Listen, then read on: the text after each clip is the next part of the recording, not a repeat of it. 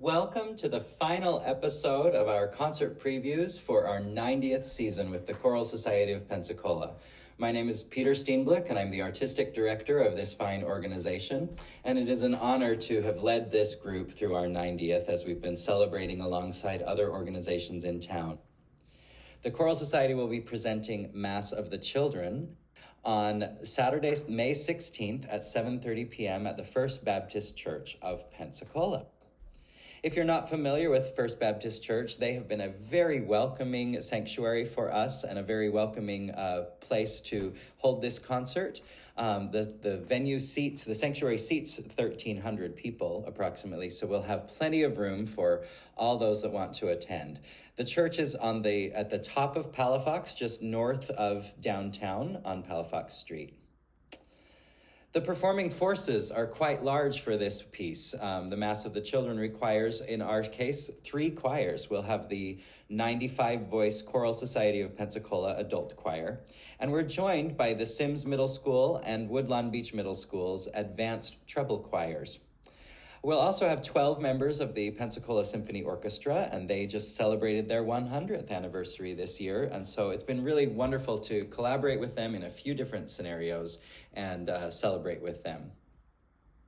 We'll be joined by 2 extraordinary soloists, Dayland Cranston-Jones, coming from Fort Lauderdale, and Alanda Small, who's familiar to our audiences, coming over from Mobile. She last sang with us on our Lift Every Voice concert 2 years ago, and previously joined us on our Triptych and Leonard Bernstein Chichester Psalms concert 4 years ago, I think. Our conductors for this concert, of course, I'll be with the Choral Society of Pensacola, but we're joined by my dear friends, Mr. Paul Miller and Mrs. Sarah Wolff-Miller. They are the celebrated conductors and directors of choral music at Sims Middle School and Woodlawn Beach Middle School. Indeed, they are both leaders in our profession in this area. The Mass of the Children, the reason why we're all here, was composed in 2003 for adult chorus and children's chorus by John Rutter. If there is a rock star of choral conductors and composers, John Rutter is on that list. He's very familiar to church choirs and civic choirs around the world. He wrote the Mass of the Children with the intent of bringing adults and children together on the stage.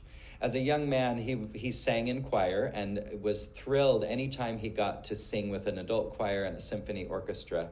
So he created this work as a way to encourage that and foster that experience for other young people. It's a 5-movement Mass setting of the liturgical Mass from the historic church.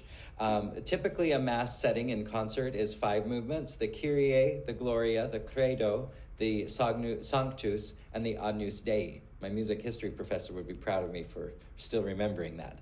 But in John Rutter's case, he's eliminated the Credo, which is the long statement of I believes, and I believe he pulled that out as a way to expand the universality of the message. But he expanded, so what he removed, he also expanded. He moved the Dona Nobis Pacem into a movement of its own outside of the Agnus Dei, kind of extending those last 2.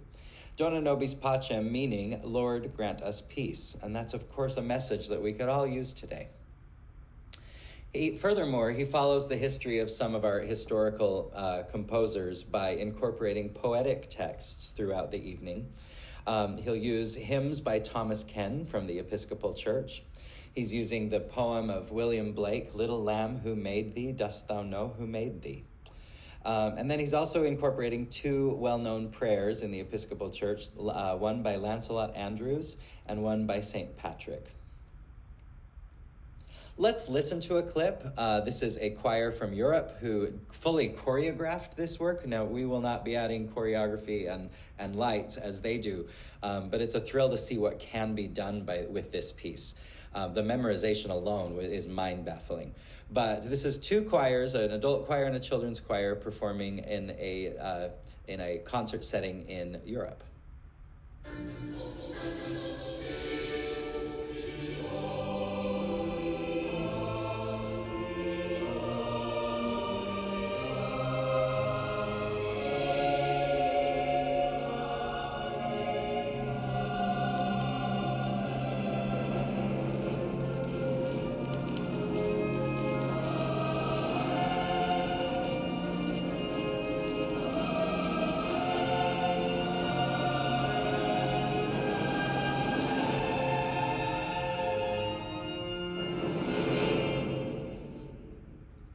So what a thrill that moment is. That's the end of the Gloria movement, about right toward the middle of the work.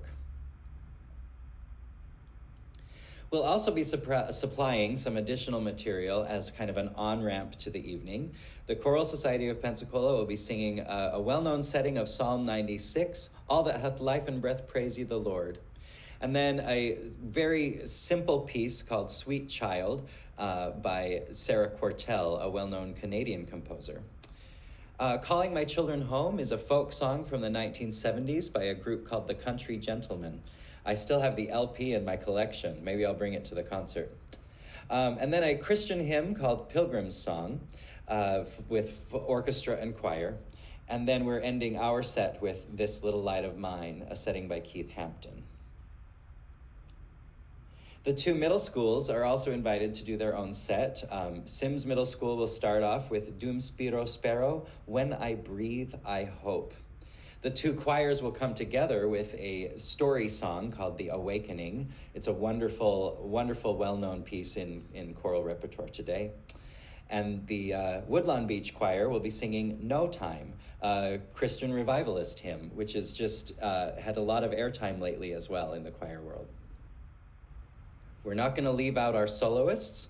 A soloist, Dayland Jones and Alanda Small, they're going to sing an "O Divine Redeemer" duet with collaborator and pianist Isabel Areola. Isabel is our full-time pianist for the Choral Society rehearsals, and it's a wonderful opportunity to feature her. So that's it. Mass of the Children being presented by the Choral Society of Pensacola on Saturday, May 16th at 7:30 p.m. at First Baptist Church of Pensacola. Tickets are still available through our Purple Pass system on our website, choralsocietyofpensacola.org. So we hope you join us. And again, thank you for supporting us and being along with us to celebrate this joyous 90th season.